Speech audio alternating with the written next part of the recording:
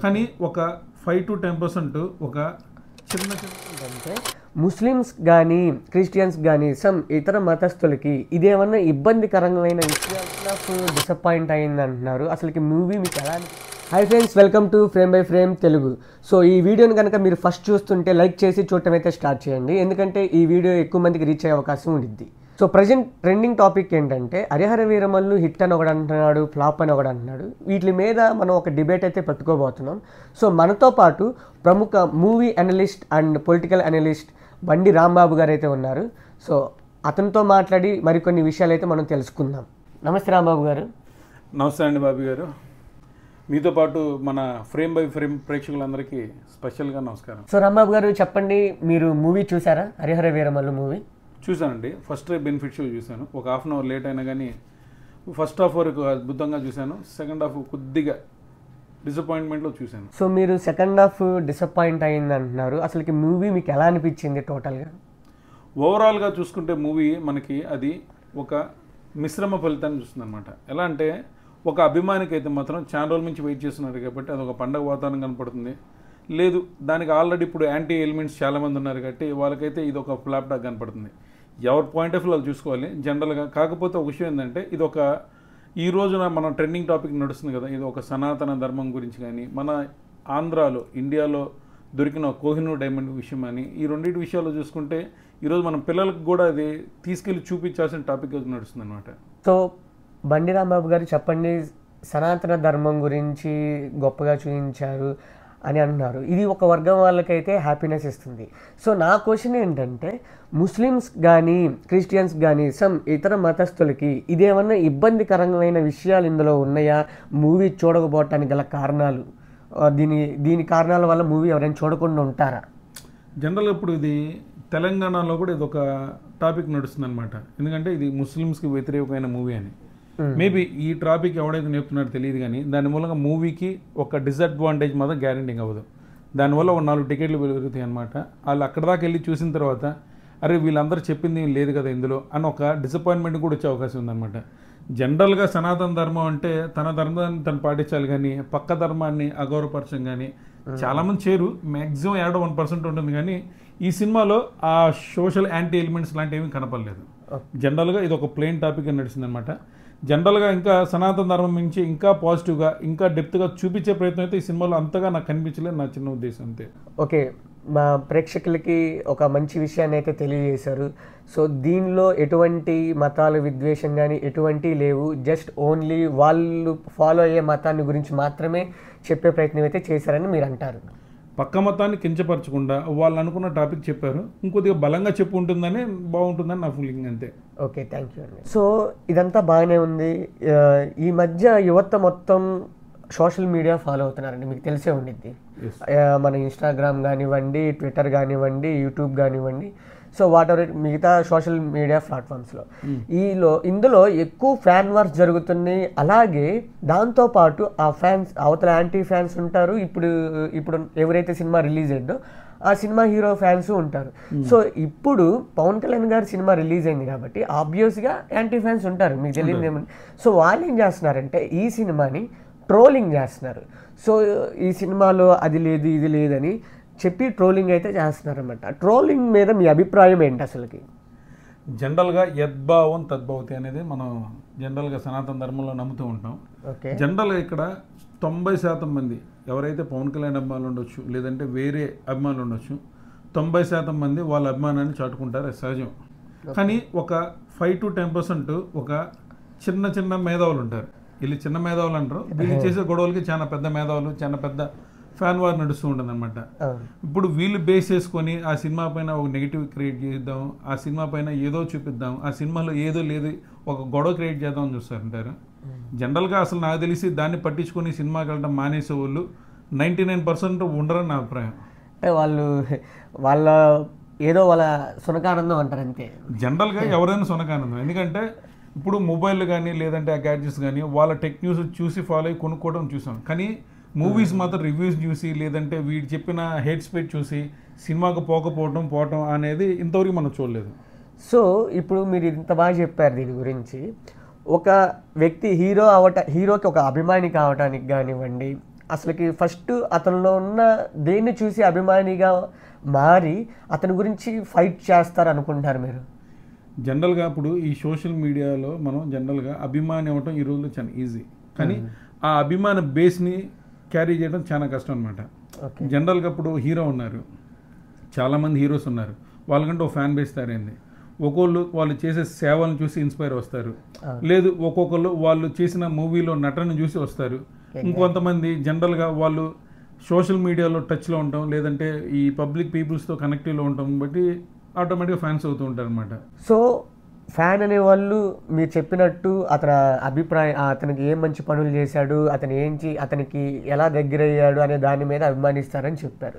కానీ మనకి RRR సినిమాలో రామ్ చరణ్ గారు కానీ ఎన్టీఆర్ గారు కానీ చాలా అసలుకి స్నేహపూరితంగా ఉన్నారు. వాళ్ళు ఒక మెసేజ్ కూడా ఇచ్చారండి, ఏమన్నా అంటే మేము బాగున్నాం, మీరే ఇంకా బాగలేదు అని. ఈ విషయాలని అభిమానించే వాళ్ళు, హీరోని అభిమానించే వాళ్ళు హీరో ఏం చెప్తే అది చెయ్యాలి కదా. ఈ విషయాల్లో ఎందుకు ఫెయిల్ అవుతున్నారు అభిమానులు? జనరల్గా హీరో ఎప్పుడైనా మంచిగా చెప్తాడు, అవును, అభిమానులు 90% మంచిగా చేస్తారు. జనరల్గా మీరు ఎక్కడైనా చూడండి, చిరంజీవి గారు రక్తదానం అని చెప్పగానే లక్షలాది మంది చేస్తూ ఉంటారు అనమాట. లేదా పవన్ కళ్యాణ్ గారు పలానా చాట మనం ఏదైనా చేయాలనుకున్నప్పుడు చాలా మంది ముందుకు వస్తుంటారు, అది సహజం, మనం చూసింది. అలాగే మహేష్ బాబు గారు ఉండొచ్చు, బాలకృష్ణ గారు ఉండొచ్చు, ఎన్టీఆర్ గారు వచ్చి, ప్రభాస్ గారు కావచ్చు, ఇలా వీళ్ళు గొప్ప పనులు చేస్తున్నారు. దాన్ని బట్టి 90% అభిమానులు ఫాలో అవుతుంటారు. ఒక 5% అభిమానులు దాన్ని వ్యతిరేకించే వాళ్ళు, దాన్ని నెగిటివ్గా ప్రచారం చేసే వాళ్ళు ఉంటూ ఉంటారు. వాళ్ళ గురించి మనం పట్టించుకొని సమాజం మొత్తం అలాగే కుళ్ళిపోయింది అనుకోవటం మన అవివేకం అనమాట. అవునండి, మీరు చెప్పింది రైటే. సోషల్ మీడియాలో మ్యాక్సిమం ఉంటే ఆ ట్విట్టర్లో కానీ ఇందులో కానీ ఒక మ్యాక్సిమం ఒక 2000-3000 మంది కొట్టుకుంటూ ఉంటారు, మిగతా నార్మల్గా ఆఫ్లైన్లో ఉన్న వాళ్ళు అందరు అదే. సో ఫ్రేమ్ బై ఫ్రేమ్ నుంచి మేము చెప్పదలుచుకుంది ఏంటంటే, మీరు ఫాలో అయ్యే హీరో యొక్క పాజిటివ్ని స్ప్రెడ్ చేయమనేది నాకు చిన్న అభిప్రాయం. దీన్ని మీరు నన్ను సమర్థిస్తారంటారా, లేదంటే? జనరల్గా మంచి అనేది ఎక్కడున్నా తీసుకోవాలి. ఓకే, అది రోడ్డు మీద ఉండొచ్చు, సోషల్ మీడియాలో ఉండొచ్చు, లేదా టీవీలో ఉండొచ్చు, లేదంటే మన చుట్టుపక్కల ఉండొచ్చు. మంచిని ఎప్పుడు మనం గౌరవించాలి, చెడుని ఎప్పుడు మనం దాన్ని ప్రోత్సహించకుండా అంతటితో ఆపేయాలన్నమాట. ఇది ఎక్కడైనా ఎవరైనా యాక్సెప్ట్ చేయాల్సింది. అవునండి. సో ఇంకా హరిహర వీరమల్లు టాపిక్ వస్తే అండి, ఈ సినిమా యొక్క రిజల్ట్స్ అది హిట్టా ఫ్లాప్ అనేది నేను మిమ్మల్ని లాస్ట్లో అడుగుతాను. సో ఈ రిజల్ట్స్ అనేది పవన్ కళ్యాణ్ గారికి ఏమన్నా కెరియర్ పరంగా ఏమైనా ఎఫెక్ట్ చూపించగలదా? జనరల్గా పవన్ కళ్యాణ్ గారు ఈ ఇండస్ట్రీలో ఇంతవరకు ఫ్లాపులు చూడని వ్యక్తి కాదు, హిట్లు చూడని వ్యక్తి కాదన్నమాట. జనరల్గా ఫ్లాపులు వచ్చినప్పుడు ఆయన కుంగిపోవాలి, హిట్లు వచ్చినప్పుడు పొంగిపోవాలి. కానీ ఈ రెండింటికి పవన్ కళ్యాణ్ గారు అతీతం నా ఫీలింగ్ అనమాట. జనరల్గా ఇప్పుడు ఈ ఫ్లాప్తో ఆయన కుంగిపోయాడు, ఈ ఫ్లాప్తో ఆయన అసలు నాశనం అయిపోయడం లేదు, ఈ హిట్తో ఆయన పొంగిపోయాడు, భయంకరంగా ఏదో రెచ్చిపోయాడని లేదు. నార్మల్గా ఉండే వ్యక్తి అని నా అభిప్రాయం. జనరల్గా సరే, ఈ సినిమా గురించి చూస్తే ఫ్రేమ్ బై ఫ్రేమ్లో మనం ఈ టాపిక్ గురించి మాట్లాడుకుంటున్నాం కాబట్టి ఈ సినిమా హిట్ ఫ్లాప్తో నాకు తెలిసి మ్యాక్సిమం పవన్ కళ్యాణ్ గారి సంబంధం ఉండదు. ఎందుకంటే నెక్స్ట్ ఇంకా 2 సినిమాలు ఉన్నాయి కాబట్టి అవి ఇంకా దీని మీద ప్రభావం చూపిస్తాను కూడా నేను అనుకోను. సో హరిహర వీరమల్లులో ఫస్ట్ హాఫ్ గురించి మీరు బాగా చెప్పారు, మన రివ్యూలో కూడా మనం ఫస్ట్ హాఫ్ బాగుంది అని చెప్పాం. కానీ మేజర్ ఇబ్బంది వచ్చేసరికి టెక్నికల్ ఇష్యూస్ ఉన్నాయండి సెకండ్ హాఫ్లో. గ్రాఫిక్స్ గురించి దాని మీద ట్రోలింగ్ జరుగుతుంది. అసలుకి ఆ గ్రాఫిక్స్ అలా రావడానికి ఎవరు కారణం అంటారు? డైరెక్టర్ కారణం అంటారా, పవన్ కళ్యాణ్ గారు కారణం అంటారా, నిర్మాత కారణం అంటారా? అసలుకి అది దేనివల్ల, ఆ ముగ్గురులో ఎవరు కారణం అంటారు? జనరల్గా ఈ టాపిక్ వచ్చినప్పుడు ఇది హీరో మీద ఎక్కువ చూపించే ప్రమాదం ఉందన్నమాట. ఏ సినిమాలో ఏ ప్రాబ్లం వచ్చినా. కానీ జనరల్గా పవన్ కళ్యాణ్ గారి దగ్గరికి వచ్చేసరికి నాకు తెలిసినంతవరకు అది అంత ఫరక్ పడదని నా అభిప్రాయం. జనరల్గా ఈ మూవీకి పెద్ద డిసడ్వాంటేజ్ ఏంటంటే ఆ డైరెక్టర్ క్రిష్ గారు మారటం అనేది ఒక పెద్ద డిసడ్వాంటేజ్. ఇందులో గ్రాఫిక్స్ అంటారా, గ్రాఫిక్స్ ట్రోల్ అంటారా, చాలా దారుణంగా నడుస్తున్నాయి కాదు, చూసే వాళ్ళు కూడా అర్థమవుతుంది అనమాట. ఆ గుర్రం సీన్ మీద వస్తున్నాయి, ఏదో ఒక కార్టూన్ నెట్వర్క్ లాగా టక్ టక్ టక్ టక్ అని వస్తున్నట్టుగా జనరల్గా అనగా కనపడుతుంది మనకి.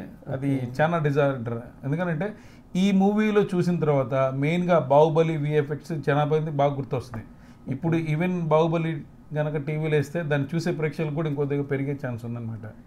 ఓకే, సెకండ్ హాఫ్ గురించి మనం మాట్లాడుకుంటున్నాం కాబట్టి సెకండ్ హాఫ్లో ఒక దేవుళ్ళని, విగ్రహాలని, దేవుడి పట్టాలని వాళ్ళు ధ్వంసం చేసే టైంలో ఒక అమ్మాయి పడే బాధ మీకు ఎలా అనిపించింది? ఆ సన్నివేశం పవన్ కళ్యాణ్ గారు చిత్రీకరించారు ఒక 16 minutes. దాని మీద మీ అభిప్రాయం ఏంటండి? జనరల్గా సెకండ్ హాఫ్ మొత్తం ఫ్లాప్ అంటారు, కానీ సెకండ్ హాఫ్లో ఆ ఒక్క సీన్ ఎలా ఉంటుందంటే, జనరల్గా ఇప్పుడు కామన్ పబ్లిక్ కూడా ఒక అన్యాయాన్ని ప్రశ్నించాలనే మనసులో ఉంటుంది. 90% ఎవరు ప్రశ్నించరు, 99%. అందులో ఎవడో ఒకరు ప్రశ్నిస్తారు, ఆ ఒక్కడే పవన్ కళ్యాణ్ అవటం.